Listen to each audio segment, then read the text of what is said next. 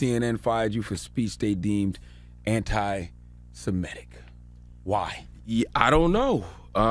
They still haven't told me that. They never told me it was anti-Semitic, and it wasn't anti-Semitic. Well, for people that don't know, what did you say that allegedly got you fired? We're gonna play the clip too. We have an opportunity to not just offer solidarity in words, but to commit to political action, local action, and international action that will give us what justice requires, and that is a free Palestine from the river to the sea.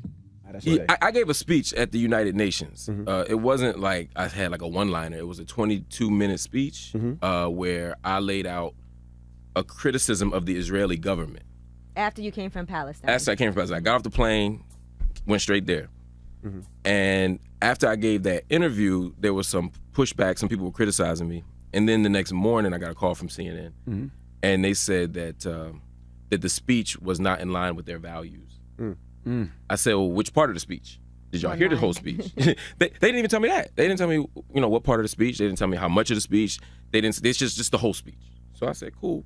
And that was kind of the end of that conversation. A lot of people focused on the last line of the speech where I said, free Palestine from the river to the sea. There comes a point in your life and in your work where you have to take a principled stand, and some people aren't going to agree with you. Right. I stand with a firm critique of Israel. I stand in solidarity with Palestinian people, and I also stand against anti-Semitism. Those aren't competing claims.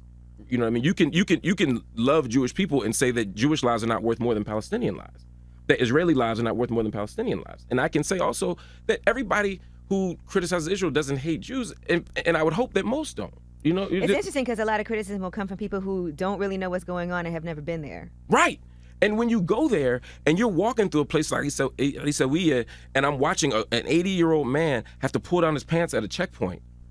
The lack of, when I'm watching children go through checkpoints, the ritual humiliation of being a child walking through checkpoints.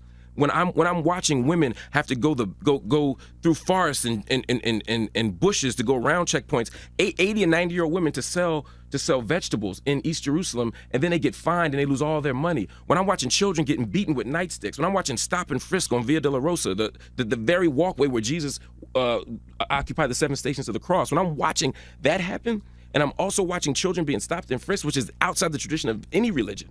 When I'm watching people being killed and maimed, and I'm watching this, there's no way I can see that and not speak out against it. Right.